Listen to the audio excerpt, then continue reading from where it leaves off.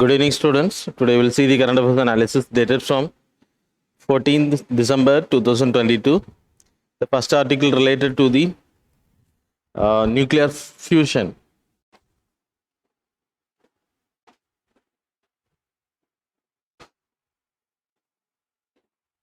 Fusion process.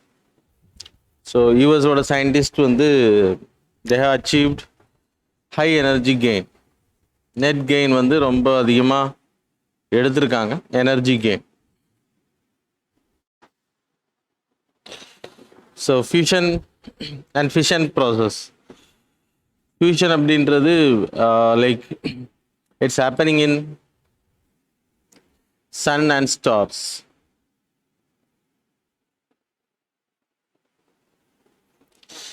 So two hydrogens combine to form helium, and then energy will be released, plus two neutrons will be released. So in the combination la varakudiya energy is more important. So nama fission process அப்படினா bombarding. So you are like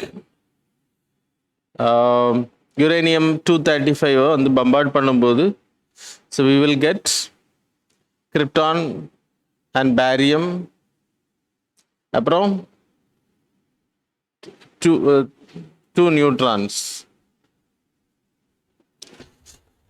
So bombard பண்றதுக்கு use பண்ணக்கூடிய neutron plus two neutrons will வெளியில வரும் and energy will be released. That is called as fission process. So divide பண்றது, so cutting பண்றது, bombarding process மூலமா இது fusion பண்றது. Fusion அப்படின்றது so it is possible only by 100 million degree Celsius. So plasma heat, hot இருந்தா மட்டும்தான் பண்ண முடியும். So it's very toughest one.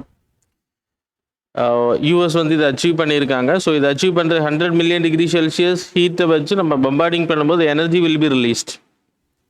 Example இது பாய்லர் எடுத்துக்கிட்டிங்கன்னா, இந்த பாய்லரில் அந்த எனர்ஜி வில் பி ரிலீஸ். இந்த பாய்லரோட வால் மூலமாக அந்த ஹீட்டை வெளியில் எடுத்து, ஸோ அப்போ நம்ம யூஸ் பண்ணக்கூடிய ஹீட்டை விட அதிகமாக இருந்தால் தான் அது கெயின். அதிகமாக நமக்கு எனர்ஜி கிடைச்சா தான் அது gain, otherwise it is not a gain. புரியுதா? ஸோ அந்த எனர்ஜியை எடுத்து வாட்டர் ஹீட் பண்ணி டர்பைனை ரன் பண்ணுவாங்க. The same process, but it is fission in nuclear power ஜென்ரேட்டிங்கில் நம்ம பயன்படுத்திகிட்டு இருக்கோம். ஸோ இது இப்போ ஃபியூஷன் ப்ராசஸ். ஸோ இது வரைக்கும் அச்சீவ் பண்ண எனர்ஜியை விட, அவங்களுக்கு கிடைச்ச எனர்ஜியை விட இது அதிகம் அப்படின்றது சொல்லியிருக்காங்க. That's why it came in news.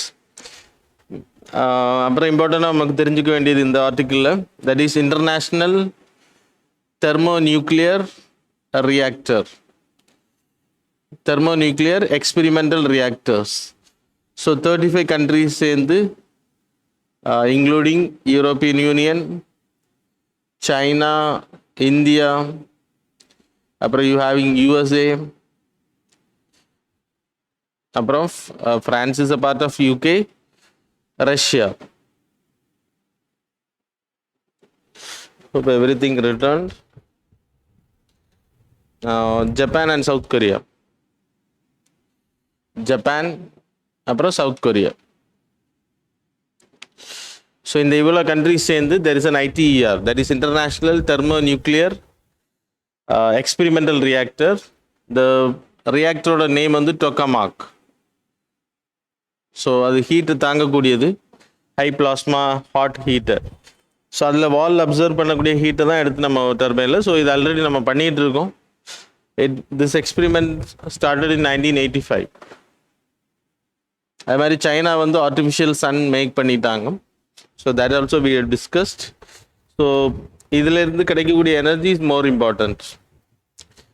So இதுலேருந்து கிடைக்கக்கூடிய energy it's 100% clean energy. Nuclear ரியாக்டர்லேருந்து நமக்கு க்ளீன் எனர்ஜி கிடைக்கிற மாதிரி இதை ஃபியூஷன் ப்ராசஸ் பண்ணுற மூலமாக நமக்கு கிடைக்கக்கூடிய energy is also very clean energy, pollutionless. இதில் பொல்யூஷன்ஸ் இருக்குது, இங்கே பொல்யூஷன் கிடையாது. That you people have to note it. So இதில் நீங்கள் தெரிஞ்சுக்கிற ஃபிஷன் ப்ராசஸோட டிஃப்ரென்ஸ் தெரியணும். அப்புறம் ஐடிஆர் தெரிஞ்சுக்கணும். That is enough for your examination related to this article. Now we will move on to the next part. The next article related to the Pradhan Mantri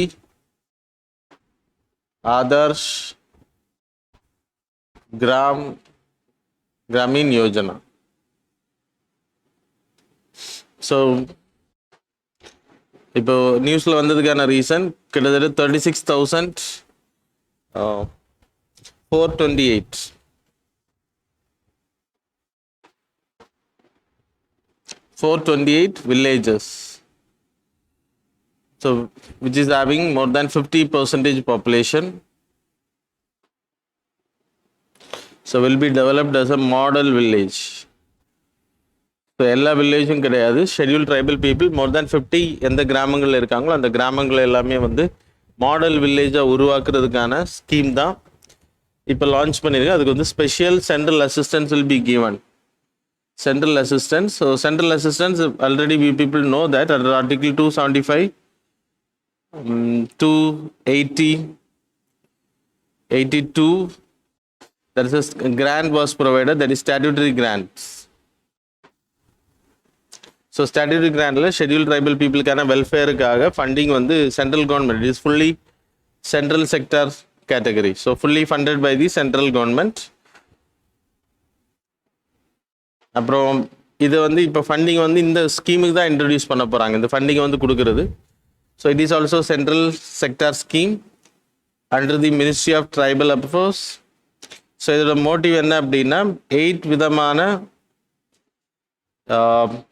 infrastructure development, that is about road connectivity, road and connectivity, அப்புறம் telecommunication connectivity, அப்புறம் schools, அப்புறம் ஹெல்த்துக்கு health sub centres, then we can take drinking water, அப்புறம் இம்பார்ட்டண்ட்டாக drainage, அப்புறம் sewage, solid waste management.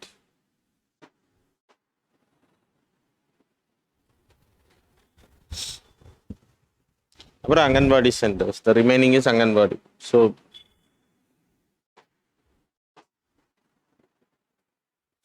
இந்த 8 விதமான இன்ஃப்ராஸ்ட்ரக்சரை ஒரு கிராமத்தில் ஷெட்யூல் ட்ரைபல் பீப்புள் இருக்கக்கூடிய கிராமங்களில் உருவாக்குறதா இந்த PM Adarsh Gram Yojana. So it's already existing scheme. இதுக்கு வந்து இப்போ extra allocation fund will be given under the special central assistance programme for creating the model villages. 36,428 villages வந்து மாடல் வில்லேஜாக வந்து கிரியேட் பண்ண போகிறாங்க. That's why it came in news. So that's all about this article. Now we can move on to the next part. The next article related to the recently passed Wildlife Protection Act. அப்புறம் wild protection bill இன்னும் president Hasan கொடுக்கல. அது மட்டும் இல்லை, forest rights அதுக்கு கன்சர்வேஷனில் எடுக்கக்கூடிய effort tribal ரைட்ஸை எப்படி பாதிக்குது அப்படின்றது இந்த ஆர்டிக்கிளோட explanation. So we will discuss. So wild protection act already we have discussed recently, 1972, it was amended in 2022 now. So already we had 6 schedules, schedule 1, 2, 3, அப்புறம் 4, அப்புறம் 5, அப்புறம் 6. ஸோ இது வந்து ஹைலி ப்ரொடெக்டட் அனிமல்ஸ். இது வந்து penalty will be lesser comparing to this, but it is protection status. இது ரெண்டுமே வந்து lesser protection animals. 5th வந்து vermin, 6th வந்து plants எதெல்லாம் நம்ம பிளான்டிங் பண்ணக்கூடாது அப்படின்றதுக்காக. ஸோ இது இப்போது சேஞ்ச் ஆக போகுது, அதனால் no need to study. Already நான் உங்களுக்கு 2 days பேக் இதை எக்ஸ்பிளைன் பண்ணியிருந்தேன், wild life protection act. So 1972 wild life protection act change பண்ணி இந்த ஸ்கெடியூல்ஸை வந்து சேஞ்ச் பண்ணியிருக்காங்க. ஸ்கெடியூல் 1, ஸோ ரேஷனலைசேஷன் பண்ணியிருக்காங்க. ஸ்கெடியூல் 2 இனிமே தான் இம்பார்ட்டன்ட், பிரசிடென்ட் அசன் கொடுத்ததுக்கு பிறகு. And then you people have schedule 3, அப்புறம் 4. மொத்தம் இப்போ முன்னாடி 6 ஸ்கெடியூல் இருந்துச்சு, இப்போ 4 ஸ்கெடியூல் தான். ஸ்கெடியூல் 1ல ஹைலி ப்ரொடெக்டட் அனிமல்ஸ், இது வந்து லெஸ் ப்ரொடெக்டட் அனிமல்ஸ். ஸோ இங்கே 3 and 4ல் இருந்துச்சு, இங்கே 1 and 2 highly protected animals, tiger இதெல்லாமே இங்கே இருக்கும். லெஸர் ப்ரொடெக்டட் அனிமல்ஸ் வந்து 3 and 4ல் இருந்துச்சுங்க, இப்போ இதை ஒன்றா சேர்த்துருக்கான். So penalty will be there, no jail punishment அந்த மாதிரி இருக்காது. 3 எடுத்துக்கிட்டிங்கன்னா பிளான்ஸ் இங்கே கொண்டு வந்திருக்காங்க. பிளான்ஸ், பிக்சர் பிளான்ஸ் நான் சொல்லியிருக்கேன் ஏற்கனவே.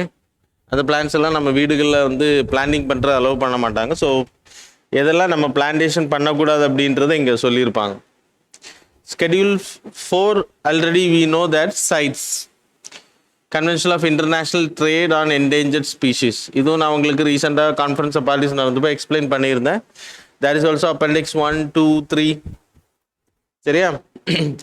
ஸோ அதில் மென்ஷன் பண்ணியிருக்கக்கூடிய ஸ்பீஷீஸோட ஸ்பெசிமென்ஸ் எதெல்லாம் ட்ரேடிங் பண்ணக்கூடாது அப்படின்றது இங்கேயும் இருக்கும். ஸோ வைல்ட் லைஃப் ப்ரொடெக்ஷன் ஆக்ட்லேயே இப்போ பனிஷ் பண்ணலாம். யாராச்சும் அதை கடத்துறாங்க அப்படின்றப்போ அந்த மாதிரி ஆக்டிவிட்டீஸில் ஈடுபட்டால் they can be penalise under this act. புரியுதா? அது மட்டும் இல்லை, வைல்ட் லைஃப் ப்ரொடெக்ஷன் ஆக்டில் we had wild crime control bureau, it was created. So இதன் மூலமாக யாராச்சும் தப்பான விஷயங்களை செய்கிறாங்க அப்படின்னா இது வந்து மானிட்டர் பண்ணும், and then they have rights to make action. சரியா? Under the wild life protection. அப்புறம் வைல்ட் லைஃப் ப்ரொடெக்ஷன் ஆக்டில் we have national park, wildlife sanctuaries, அப்புறம் பயோஸ்பியர் ரிசர்வ். இதெல்லாமே உருவாக்குறதுக்கு மெயின் காரணம் இந்த வைல்ட் லைஃப் ப்ரொடெக்ஷன் ஆக்ட் தான். ரீசெண்டாக நான் உங்களுக்கு இதோட ஹிஸ்ட்ரி பேக்ரவுண்டை சொன்னேன், எப்போ வந்துச்சு அப்படின்றது எல்லாமே எக்ஸ்பிளைன் பண்ணால் go and revise it. Okay.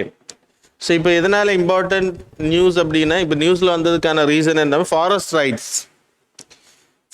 Forest rights 2006 act ஒன்று இருக்குது, ஃபாரஸ்ட் ரைட்ஸ் ஆக்ட் 2006. யாருக்கு அப்படின்னா ஃபாரஸ்ட் டெவலர்ஸ்.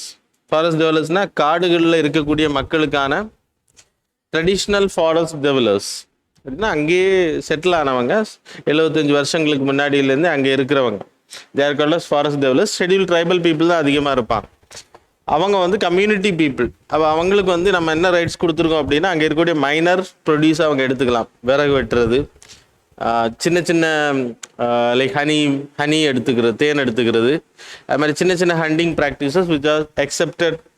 இதில் highly protected category. And then 3 and 4ல் இப்போதைக்கு 3 and 4, ஏன்னா இன்னும் இந்த இது அமலுக்கு வரல, அதனால் இப்போதைக்கு அது 3 and 4ல் இருக்கக்கூடிய அனிமல்ஸை தவிர மற்ற மிருகங்கள்ஸை வேட்டையாடலாம், அவங்களுக்கு ரைட்ஸ் இருக்குது. அங்கே இருக்கக்கூடிய கிராசிங் பண்ணலாம், அக்ரிகல்ச்சரல் ஆக்டிவிட்டீஸ் குறிப்பிட்ட இடங்களில் பண்ணலாம், எல்லா இடத்துலையும் பண்ணக்கூடாது.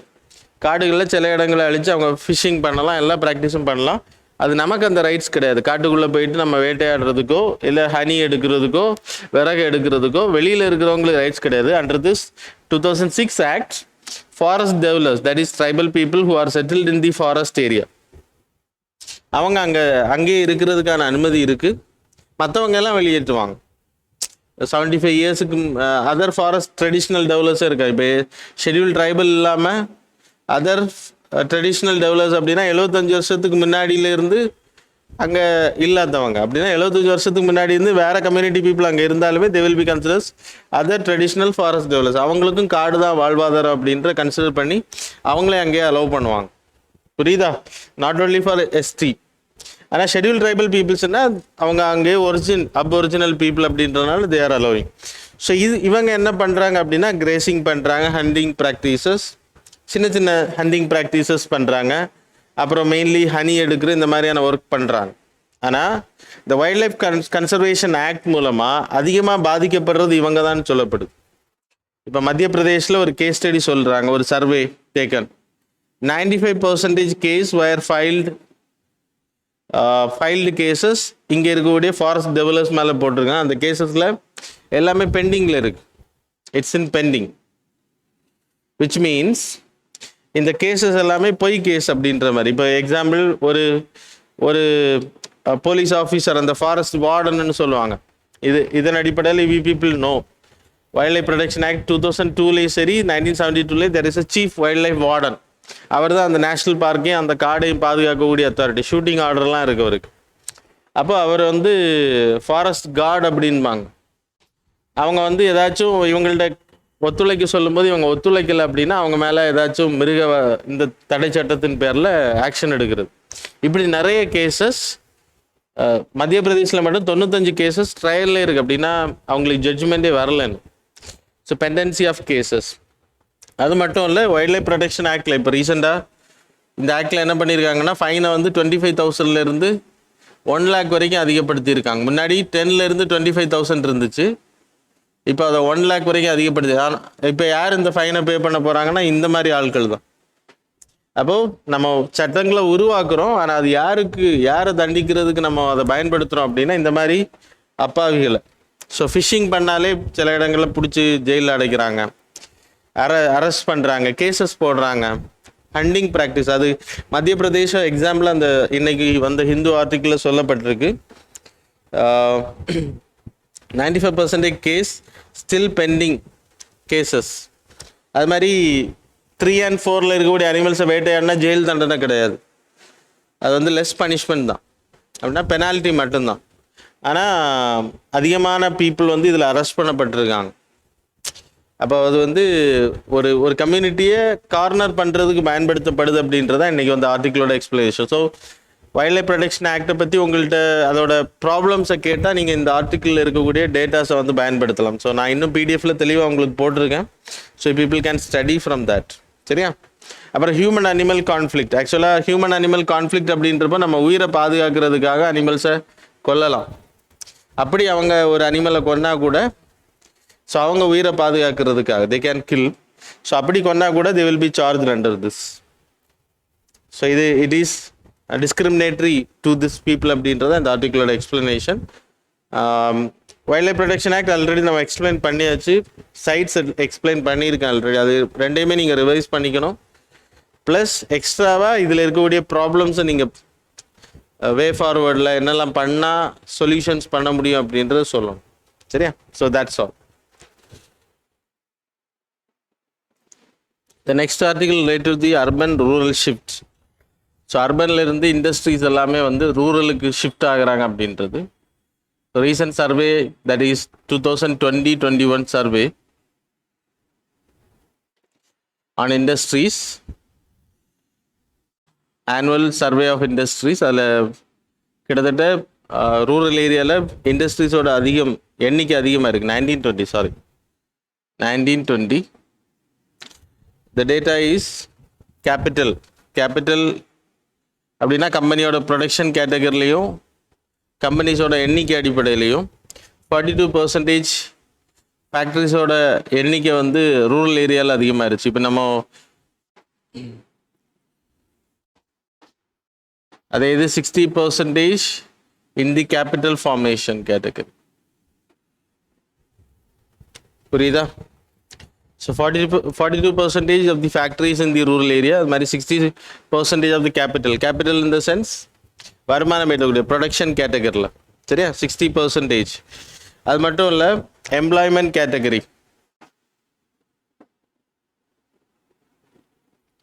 rural population is employed 44%. and a salary urban people விட 41% தான் அவங்களுக்கு சேலரி கிடைக்கும். சரியா? then why there is an increase?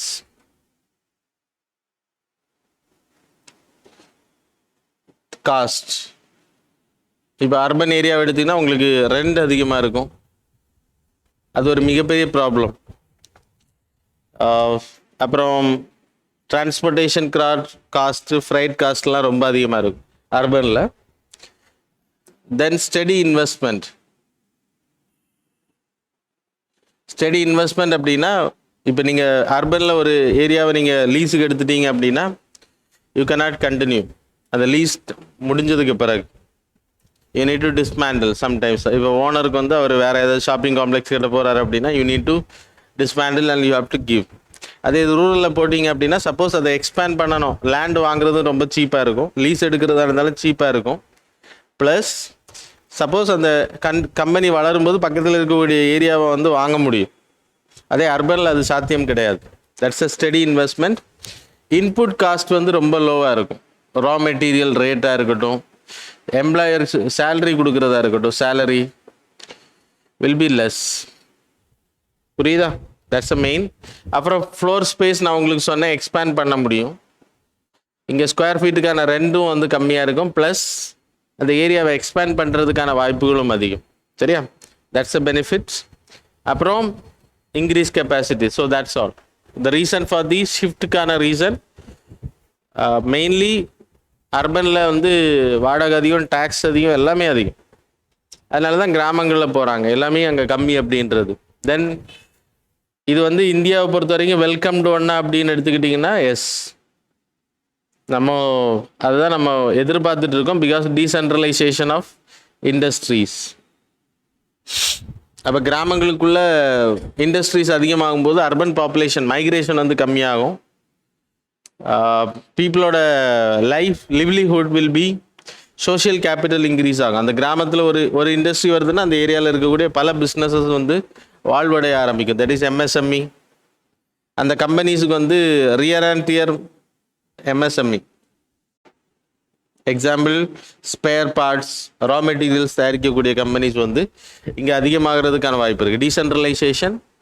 So அதனால் எம்எஸ்எம்இஸ் வந்து சர்வே பண்ண முடியும். அவங்களும் ரூரல் ஏரியாவில் இப்போ அர்பனில் போயிட்டு ஒரு வாடகை எடுத்து இல்லை எம்ப்ளாய்மெண்ட் வச்சு ஆட்களை வச்சு வேலை செய்யணும் அப்படின்னா it's very high cost அர்பனில்.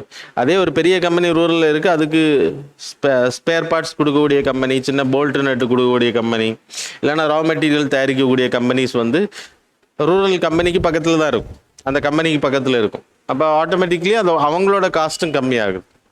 So that's a benefit. And then source of livelihood, that is job. இப்போ ரூரல் எடுத்துக்கிட்டிங்கன்னா நம்ம people are depend on agricultural job. இப்போ ட்ராட் இருக்குது, விவசாயம் இல்லை அப்படின்னா automatically they can go for this kind of jobs. Diversification, எல்லாருமே அந்த அந்த கேட்டகரி போனோன்னு கிடையாது. அக்ரிகல்ச்சரல் கேட்டகரி பண்ணக்கூடாதுன்னு நான் சொல்லலை, ஆனால் அங்கே ரிஸ்க் இருக்குது அப்படின்றப்போ they can go for diversification. ரிஸ்க்கை வந்து குறைச்சிக்கலாம், இந்த ஜாப் ஆல்டர்னேட்டிவாக அவங்க எடுத்துக்க முடியும். Plus loss of employments in agricultural category, அவங்களோட லாஸை வந்து குறைக்க முடியும். அக்ரிகல்ச்சரில் அவங்க இன்வெஸ்ட் பண்ணி அதிகமான லாபத்தை அவங்க எடுக்க முடியலன்னா இந்த மாதிரியான ஜாப் அவங்களுக்கு ஆப்பர்ச்சுனிட்டி கொடுக்குது. That's a benefit. அப்புறம் சேலஞ்சஸ் அப்படின்றப்போ இதில் அர்பன்லேருந்து ரூரல் ஷிஃப்ட் ஆகிறதுனால வரக்கூடிய ப்ராப்ளம்ஸ், அதில் ஸ்கில் ஷார்ட்டேஜ் அப்படின்னா இங்கே இருக்கக்கூடிய பீப்புள் அக்ரேரியன் சொசைட்டியாக இருப்பாங்க ரூரல் ஏரியாவில். அப்போ அவங்க திடீர்னு அவங்கள நீங்கள் கம்பெனி ஜாபுக்கு எடுக்கும்போது அங்கே ஸ்கில் கம்மியாக இருக்கும், அப்போ நம்ம ரெக்ரூட் பண்ண முடியாது, இல்லைனா எடுத்து அந்த கம்பெனி ப்ரொடக்ஷன் அதிகமாக இருக்காது. That's a problem. அப்புறம் ரெண்ட் கம்மியாக இருக்கும், ஆனால் interest will be very high. ஏன்னா ரூரல் அந்த அதிகமான பேங்கிங் சிஸ்டம் இருக்காது. அப்போ அந்த process interest rate will go high. அப்போ இதில் கம்மியாகிறது இங்கே நம்ம கட்ட வேண்டியது இருக்கும். புரியுதா? So these are the like benefits அதிகம், சேலஞ்சஸ் கம்மி. அப்புறம் உங்களுக்கு அக்ரிகல்ச்சர் லேண்ட் லாஸ் ஆகுறது, அதை நீங்கள் எழுதிக்கலாம். பொல்யூஷன்ஸ் அதிகமாகும் ரூரலில். இந்த மாதிரி நிறைய சேலஞ்சஸ் நம்ம எழுதிக்க முடியும். இன்ஃப்ராஸ்ட்ரக்சர் ஹேர்டில்ஸ் இருக்குது. ரூரலில் ரோடு ஃபெசிலிட்டிஸ் ப்ராப்பராக இருக்காது, கவர்மெண்ட் ஃபண்டிங் கம்மியாக இருக்கும். அதனால் அங்கே இன்ஃப்ராஸ்ட்ரக்சர், எலக்ட்ரிசிட்டி கனெக்ஷன்ஸ் எல்லாம் கம்பெனி கொடுக்குறதுல ப்ராப்ளம் இருக்கும். அந்த மாதிரியான ப்ராப்ளம். கம்யூனிகேஷன், ஹார்பர் இருக்காது பக்கத்தில், கனெக்டிவிட்டி ரொம்ப கம்மியாக இருக்கும். இப்போ கம்பெனி தயாரிக்கக்கூடிய பொருட்களை சிட்டிஸுக்கு எடுத்துகிட்டு போகணும், இல்லை அதர் ஸ்டேட்டுக்கு எடுத்துகிட்டு போகணும், இல்லை எக்ஸ்போர்ட் பண்ணணும் அப்படின்னா அதுக்கான கனெக்டிவிட்டி இருக்கணும், ரயில், ரோடு, இன்ஃப்ராஸ்ட்ரக்சர். அதெல்லாம் அங்கே ப்ராப்ளமில் நீங்கள் எழுதிக்கலாம். சரியா? ஸோ வே ஃபார்வர்டில் அதையெல்லாம் ரெக்டிஃபை பண்ணுறது தான் வே ஃபார்வர்ட். அதுக்கு நீங்கள் ரெக்கமெண்டேஷன்ஸ் கொடுத்துக்கலாம். So that's all. It's a very good article. The next news related to the recusal judge. Recusal அப்படின்ற ஒரு வேர்டு வந்து ரெக்யூசல் ஆஃப் ஜட்ஜ் அப்படின்றது சுப்ரீம் கோர்ட்டில் ஒரு நீதிபதி பெஞ்ச் அமர்வில் இருந்த ஒரு ஜட்ஜ் வந்து அந்த கேஸ்லேருந்து தன்னை விட்ரா பண்ணிக்கிட்டார். அதான் ரெக்யூசல். ரெக்யூஸ் ஆர் ரெக்யூசல் அப்படின்ற வேர்டு. இது வந்துருச்சுன்னா உங்களுக்கு தெரியும். ஸோ பில்கிஸ் பானு கேஸ் அது ஏற்கனவே நம்ம இட்ஸ் அ இதுவும் நீங்கள் கேஸ் ஸ்டடியாக எழுதிக்கலாம். இருக்கக்கூடிய ப்ராப்ளம்ஸ் இன் தி ஜுடிஷியரி சிஸ்டம்ஸ். ஸோ அதுக்கான ரீசன் என்ன அப்படின்னா உங்களுக்கு தெரியும். பில்கிஸ் பானு கேஸ் 2002 குஜராத்தில் நடந்த ரயட்ஸில் 11 ஃபேமிலி மெம்பர்ஸ் வந்து அதிகமாக டார்ச்சர் பண்ணி கொல்லப்பட, அதில் குழந்தைங்க உட்பட. அதில் கிட்டத்தட்ட 2017 அவங்களோட இம்ப்ரிசன்மெண்ட் வந்து லைஃப் டைமாக அது வந்து சுப்ரீம் கோர்ட்டால் அங்கீகரிக்கப்பட்டது. 15 வருஷமாக அவங்க ஜெயிலில் தான் இருக்காங்க அந்த குற்றவாளிகள். ஸோ அவங்க ரீசெண்டாக இப்போது இண்டிபெண்டன்ஸ் டே ஆகஸ்ட் 15 வந்து அவங்கள வந்து state government, Gujarat state government வந்து ரெமிஷன் தெரியும்ல, இந்த கவர்னரோட ரெமிஷன் பவர், ஜுடிஷியல் பவர்ஸ் மூலமாக அவர் வந்து ரிலீஸ் பண்ணிட்டார். அப்போ அதை சேலஞ்ச் பண்ணி இப்போ பில்கிஸ் பானு அவங்களுக்கு வந்து கிட்டத்தட்ட காம்பன்சேஷன் எல்லாம் கொடுக்கப்பட்டிருக்கு 2017. ஸோ எனிவே இப்போ அந்த கேசஸில் வெளியில் வந்தவங்களை எதிர்த்து அந்த ஆர்டரை வந்து குவாஷ் பண்ணுறதுக்கு ரிட் பெட்டிஷன் வந்து ஃபைல் பண்ணியிருக்காங்க. இப்போ இதை விசாரிக்கிறதுக்கு சீஃப் ஜஸ்டிஸ் ஆஃப் இந்தியா தான் பெஞ்ச் வந்து எந்தெந்த கேசஸ் எந்தெந்த பெஞ்சுக்கு போகணும் அப்படின்னு சொல்லி அலாட் பண்ணுவார். அலாட் பண்ணும்போது ஒரு பெஞ்சுக்கு போகும்போது அந்த பெஞ்சில் குஜராத்தை சேர்ந்த ஒரு ஜட்ஜ் இருக்கார். அதனால் அவர் என்ன பண்ணிக்கிட்டாருன்னா கான்ஃப்ளிக்ட் ஆஃப் இன்ட்ரெஸ்ட், இது எத்திக்ஸில் உங்களுக்கு இம்பார்ட்டண்ட்.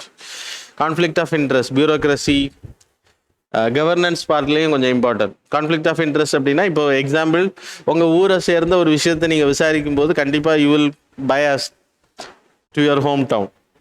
இல்லைன்னா உங்கள் ரிலேட்டிவில் இருக்கக்கூடிய உங்களோட கேஸை அந்த ரிலேட்டிவை சேர்ந்த ஒரு ஜட்ஜ் விசாரிக்கிறாருன்னா கண்டிப்பாக அவர் பயஸ் ஆகிறதுக்கான வாய்ப்பு இருக்குது அப்படின்ற ஒரு ஐயம் வரும். நமக்கு வரும்ல சில டைமில், இவர் எப்படி நம்ம கேஸை விசாரித்து தீர்ப்பு கொடுப்போம், கண்டிப்பாக அவங்களுக்கு சாதகமாக தான் வரும் அப்படின்ற ஒரு ஐயம் வரும். அதனால் சில நீதிபதிகள் என்ன பண்ணுவாங்க அப்படின்னா அதுலேருந்து வெளியில் வருவாங்க. அதுக்கு பேர் ரெக்யூசல் அப்படின்னு பேர். ஸோ அது நிறைய இதில் நடக்கும். கான்ஃப்ளிக்ட் ஆஃப் இன்ட்ரெஸ்ட் அப்படின்ற பேரில் அட்மினிஸ்ட்ரேஷனில் வரும் அந்த மாதிரி. ஸோ இதெல்லாம் எத்திக்ஸில் ரொம்ப இம்பார்ட்டன்ட். கான்ஃப்ளிக்ட் ஆஃப் இன்ட்ரெஸ்ட்டில் தே வில் கம் அவுட். இதெல்லாம் நீங்கள் கேஸ் ஸ்டடியாக எழுதிக்கலாம். வைல் எத்திக்ஸ் பேப்பரில் இந்த கேஸில் அவர் ரெக்யூசல் பண்ணதை நீங்கள் எத்திக்ஸில் இதை கேஸ் ஸ்டடியாக எழுத முடியும். சிவில் சர்வீசஸில் இருக்கக்கூடிய கான்ஃப்ளிக்ட் ஆஃப் இன்ட்ரெஸ்ட் சரியா? ஸோ ஞாபகம் வச்சுக்கோங்க. ஸோ தட்ஸ் ரெக்யூசல் அப்படின்ற வேர்ட் இம்பார்ட்டன்ட். இங்கே sometimes the questions can be asked. Then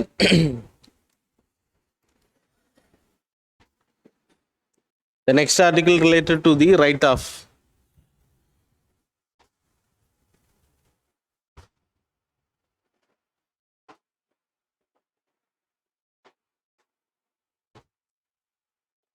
So if people can see here, there is a write-off of 1,09,511 crore 10,09,511 crore during the last 5 years financial yearsல வந்து நம்ம write off பண்ணியிருக்கோம். Write off அப்படின்னா it's not loan இல்லைன்னு சொல்கிறது கிடையாது.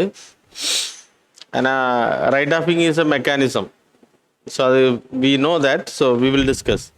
So write off அப்படின்றது ஆக்சுவலாக லோன் வந்து என்பி ஆகும்போது, எப்போ என்பி ஆகும், that is SMA, special mention account 0, then special mention account 1, special mention account 2. இது எப்போன்னா நீங்கள் இஎம்ஐ பே பண்ண வேண்டிய டேட்டில் இருந்து 30 days நீங்கள் லோனை பே பண்ணலை அப்படின்னா your account will be called as. Then 31லேருந்து 60, தென் 61லேருந்து 90 days. ஸோ உங்கள் லோனை நீங்கள் பே பண்ணலைன்னா that account will be called as special mention account 2 category. So 91லேருந்து it will be called as NPA. அதுக்கு பிறகு யுவர் அக்கௌண்ட் 91க்கு பிறகு 1 year you are not paying, your account will be called as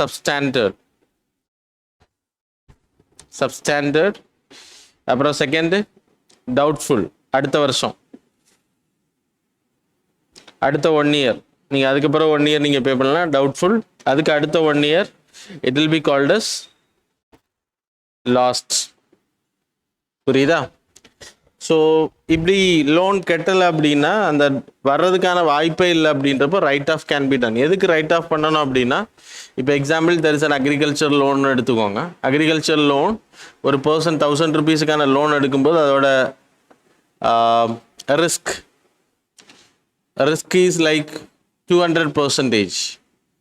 அப்போ அதோட risk weighted assets எடுத்துக்கிட்டிங்கன்னா 2000 வர்றதுக்கான chances இல்லாதது ரிஸ்க், அந்த லோனில் இருக்கக்கூடிய ரிஸ்க். அப்போ there will be a provisioning. இப்போ 5% ப்ரொவிஷனிங் அப்படின்றப்போ, இல்லைனா 10% ப்ரொவிஷனிங் அப்படின்னா, இந்த இதில் 10% they have to set as ப்ரொவிஷனிங்னா எடுத்து வைக்கிறது.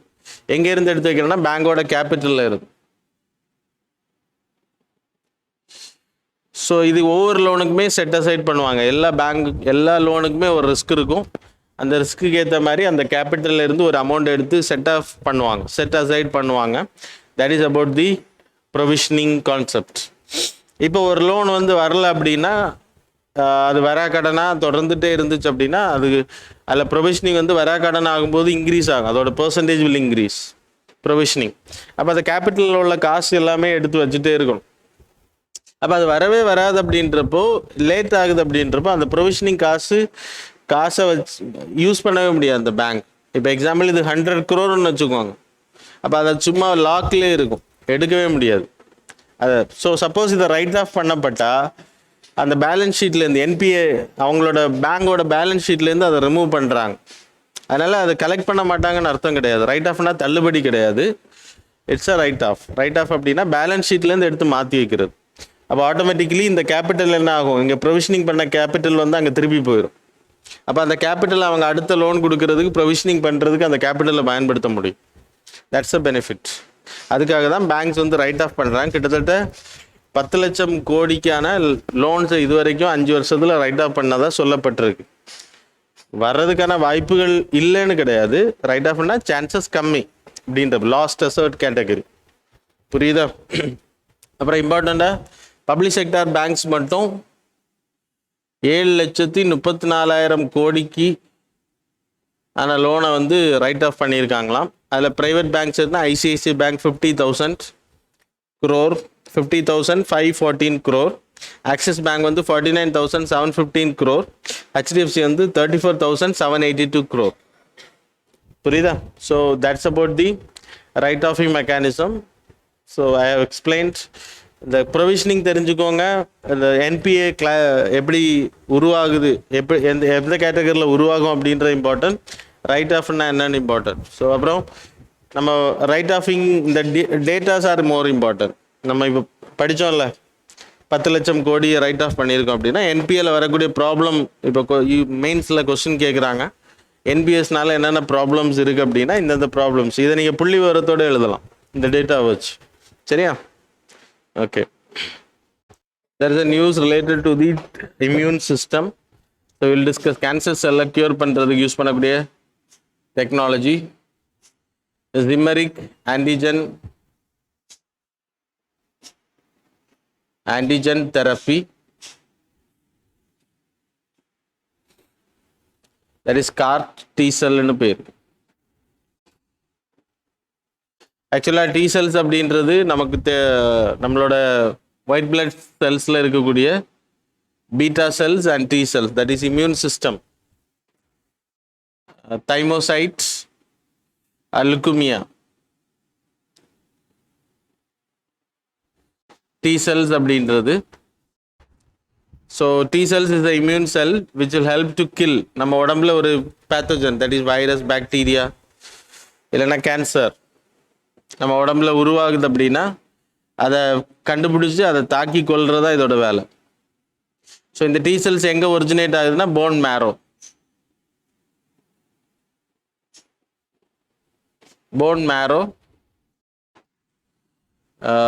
மஜ்ஜை அப்படின்பாங்க. ஸோ இதில் தான் இது ஒரிஜினேட் ஆகும், white blood cells, WBC. So இதோட வேலை என்ன அப்படின்னா, நம்மளோட இம்யூன் சிஸ்டம் ஆக்டிவேட் பண்ணி, இம்யூன் சிஸ்டம் தான் இது ஆக்சுவலாக T cells. இது போய் எதிரிகளை தாக்குறது தான் இதோட வேலை. அதனால தான் நமக்கு automatic immune system will be there. நம்ம மெடிசன் எடுக்கலைன்னா நம்மளோட நோய்கள் குணமாகும். ஆனால் அதுக்கு நம்ம ஹெல்த்தியாக இருந்தால் மட்டும்தான் அந்த இம்யூன் ப்ராப்பராக இருக்கும். சப்போஸ் உங்களுக்கு பிளட் அனீமியா பிரச்சனை இருந்துச்சு அப்படின்னா உங்களோட இம்யூன் வந்து ப்ராப்பராக இருக்காது. பிளட் டிஃபிஷியன்சி, நியூட்ரியன்ஸ் ப்ராப்பராக இல்லை அப்படின்னா இதில் எல்லாம் லேக்குனாஸ் இருக்கும். அதனால தான் healthy food is more important for your life. சரியா? ஓகே, இப்போ கேன்சர் செல்ஸ் என்ன பண்ணோம் அப்படின்னா, இப்போ ஆக்சுவலாக டி செல்ஸ் எப்படி போயிட்டு கண்டுபிடிக்கும் அப்படின்னா, அதில் ஒரு ரெசெப்டர்ஸ் இருக்கும். அது போயிட்டு ஒரு செல்லை டச் பண்ணும்போது சென்ஸ் பண்ணும். அப்போது வைரஸ் இருந்துருச்சுட்டோம்னா அதில் ஒரு ரெசெப்டர் லுக் லைக் திஸ். இது போய் அந்த வைரஸில் போய் பைண்ட் ஆகி அதை கொன்றும். சரியா? அதே இது கேன்சர் செல்ஸ் எடுத்துக்கினா இந்த ரெசெப்டர்ஸை வந்து பைண்ட் பண்ணுறதுக்கு அப்படின்னா ஆன்டிஜன்,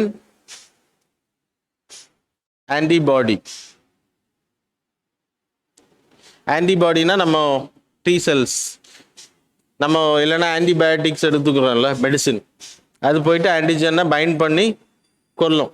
அதுதான் அதோட வேலை. அப்போ ஆன்டிஜன் வந்து விசிபிலிட்டி இருந்தால் மட்டும்தான் இந்த ஆன்டிபாடியால் அதை போய் பைண்ட் பண்ண முடியும். சப்போஸ் இது மறைஞ்சிருந்துச்சுன்னா தாக்க முடியாது. கோவிடில் உங்களுக்கு ஷீல்டு இருந்துச்சு, அதனால தான் அதால் பைண்ட் பண்ண முடியல. ஸோ அதுக்காக நம்ம என்ன பண்ணணும் அப்படின்னா நம்ம அதை ஆல்ட்ரு பண்ணணும். இப்போ டி செல்ஸை என்ன பண்ணுறாங்க அப்படின்னா வெளியில் எடுத்து அதை அதுக்கேற்ற மாதிரி ஆல்ட்ரு பண்ணுறாங்க. அண்ட் தென் டி செல்ஸ் வந்து மல்டிப்ளை ஆகும். இப்போது லேபில் கல்ச்சர் பண்ணிவிட்டு பேஷண்ட்ஸோட உடம்புல இன்ஜெக்ட் பண்ணும்போது உள்ளே போகும்போது இந்த செல்ஸ் வில் பி மல்டிப்ளைட். அப்போ இது என்ன பண்ணோம் அப்படின்னா இதில் ஒரு ப்ரோட்டீன் இருக்கும்.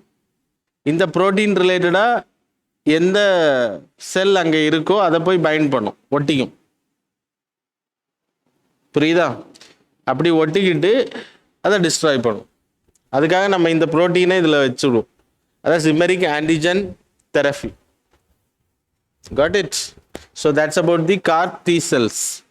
So இது இப்போ நியூஸில் வந்ததுக்கான ரீசன், கேன்சர் பேஷண்ட்ஸுக்கு வந்து நம்ம இதை கேன்சர் செல்ஸை வந்து கொல்றதுக்கு வந்து ஹீமோதெரபிக்கு ஆல்டர்னேட்டிவாக இல்லைன்னா ரேடியேஷன் தெரபிக்கு ஆல்டர்னேட்டிவாக we are using it. That's all. அப்புறம் பேஸ் எடிட்டிங் அப்படின்றதான் ஆர்டிக்கிள் வந்திருக்கு. ஒரு பேஷண்ட் வந்து ஜீன் ப்ராப்ளமில், ஜீன் அப்படின்னா we having a base that is adenine, cytosine, thymine and guanine. நம்மளோட டிஎன்ஏல இதான் அட்ரஸ், இப்படி தான் பேர்டாக இருக்கும். Adenine, guanine, cytosine, thymine and guanine. இந்த பேரில் ஏதாச்சும் இந்த பேர் அடிப்படை இது எதுக்கு அப்படின்னா அட்ரஸ், இட்ஸ் அன் அட்ரஸ். நீங்கள் தப்பான அட்ரஸ் கொடுத்தீங்கன்னா உங்கள் வீட்டுக்கு எப்படி டேட்டாஸ் வராதோ அதே மாதிரி இந்த address will help to, that is a pair of address. உங்கள் உடம்புல ஒரு சின்ன வேரியேஷன் இருக்கும் மற்றவங்க ஜீனுக்கும் உங்கள் ஜீனுக்கும். 99.9% வில் பி த சேம், ஆனால் கோட் வந்து டிஃப்ரெண்ட்டாக இருக்கும். அப்போ உங்கள் ஸ்கின் கலர், உங்களோட ஐ கலர், உங்களோட ஹேர் கலர் எல்லாமே உங்கள் உடம்புல இருக்கக்கூடிய அட்ரஸ் இந்த அட்ரஸில் தான் இருக்கும். Billions of pairs are there. அப்போ ஒவ்வொன்றுக்குமே அந்த அட்ரஸ் தான் என்ன பண்ணுதுன்னா ப்ரோட்டீனை கிரியேட் பண்ணுது. என்னோட ஸ்கின்ல ஏதாச்சும் டிஃபெக்ட் ஆகுது அப்படின்னா ஸ்கின்னுக்கு தயாரிக்கக்கூடிய அந்த ப்ரோட்டீனில் ஏதோ டிஃபெக்ட் இருக்குன்னு அர்த்தம். அப்போ என்ன பண்ணணும் அப்படின்னா அந்த கோடை மட்டும் நம்ம சேஞ்ச் பண்ணணும், டிஎன்ஏல கட் பண்ணி. சில பேஷண்ட்ஸ் என்ன அப்படின்னா அவங்களோட டி செல்ஸே அவங்கள கொல்லும். அதிகமாக டி செல்ஸ் உற்பத்தி ஆனாலும் ஆட்டோ இம்யூன் சிஸ்டம் ரொம்ப அதிகமாக இருந்துச்சுன்னா அவங்க உடம்புல இருக்கக்கூடிய எல்லா பார்ட்டையும் அடிக்க ஆரம்பிக்கும். அதுவும் டேஞ்சர். அப்படி தான் leukaemia cells it can also create cancer.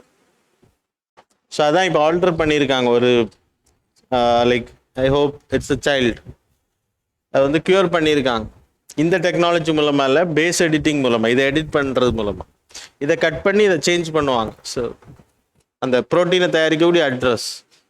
சரியா? So that's about the gene. So that's all about today's article. Now, so one more article is there. Okay, we will discuss. There is a meteorites. நான் display பண்ணிக்கிறேன்.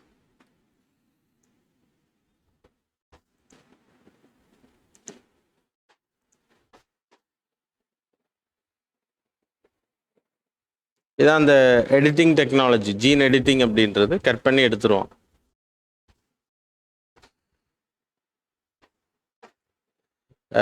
ஜிமைண்ட் அப்படின்ற மீட்டரைட் strike. Metre அப்படின்னா So listen.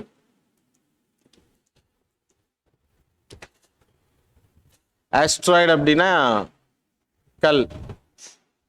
நம்ம சன்னை orbit பண்ணி சுத்தக்கூடிய ஒரு விதமான part stone rock. கல்லை எடுத்து நீங்கள் எப்படி சஸ்பெண்ட் பண்ணால் அது சுற்றிகிட்டே இருக்குமோ அது மாதிரி தான் ஆஸ்ட்ராய்டு அப்படின்றது. It's a stone rocky parts. ஒழுங்கின்மையாக இருக்கும், ப்ராப்பராக இருக்காது. யூ பீப்புள் நோ, ஒரு கல்லை உடைச்சிங்கன்னா எப்படி இருக்கும் அதே மாதிரி இருக்கும்.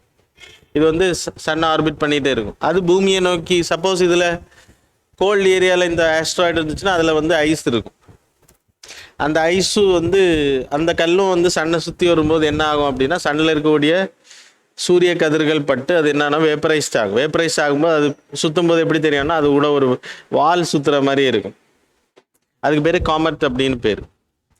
Comet will have tail. காமெட்டும் கல் தான், கல்லுக்கு மேலே ஒரு ஐஸ் கேப் இருக்கும். அந்த ஐஸ் வந்து சுற்றும் போது வேப்பரைஸ்ட் ஆகும்போது அது வந்து டெய்ல் சுற்றுற மாதிரியே இருக்கும் தூரத்துலேருந்து பார்க்குறதுக்கு. அதே மாதிரி இந்த கல்கள் வந்து மீட்டர், இட் இஸ் ஸ்மால். ஆஸ்ட்ராய்டும் இல்லை காமெட்ஸும் இல்லாத கற்கள், எரி கற்கள், சின்ன பார்ட்டிகிள் சஸ்பெண்டட், அதுக்கு பேர் மீட்டர் அப்படின்னு பேர். அது வந்து மீட்ராய்ட்ஸ்னு பேர். மீட்ராய்ட்ஸ். அது வந்து பூமியை நோக்கி வரும். பூமியை நோக்கி வரும்போது எரியும் இல்லை, எரிஞ்சு அது போகிறதுக்கு பேர் மீட்டர். மீட்டர் அப்படின்னு பேர், மெட்டார். அப்போ நீங்கள் வானத்தில் பார்க்கும்போது நிறைய திடீர்னு இந்த பட்டாசு வெடிக்கிற மாதிரி தெரியும். அதான் இப்போ பெங்களூரை சேர்ந்தவங்க அதை பார்த்துருக்காங்க. மீட்ராய்ட் ஷூட் அப்படின்னு பேர். ஷூட்டிங் ஸ்டார் அப்படின்னு சொல்லுவாங்க. நம்ம வான வேடிக்கைலாம் பண்ணுவாங்கல்ல, அதே மாதிரி இருக்கும். மீட்டராய்ட் அப்படின்னா, மீட்டராய்ட் அப்படின்னா பூமியை நோக்கி வரும்போது அது எரியாது. எதனால எரியுது அப்படின்னா ஃப்ரிக்ஷன்னால். பூமியை நோக்கி வரும்போது இங்கேருந்து காற்றடிக்கும்ல, அந்த ஏரில் ரப் ஆக ஆரம்பிக்கும். ரப் ஆகும்போது எரிய ஆரம்பிக்கும். அதனால தான் அந்த கல் வந்து ரீச் ஆகாது உங்களுக்கு பூமியில்.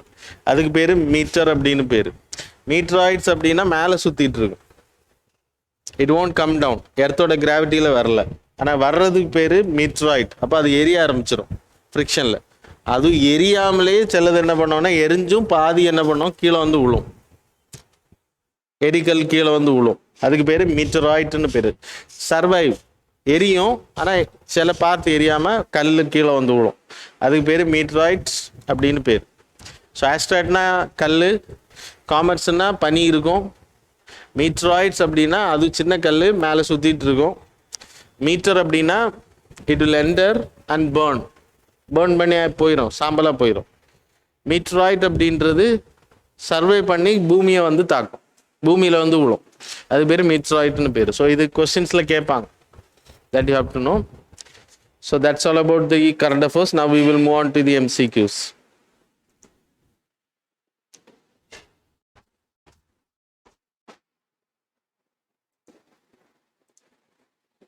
ஸோ ஃபாஸ்ட்டாக ஆன்சர் பண்ணுங்க, டைம் இஸ் லெஸ்.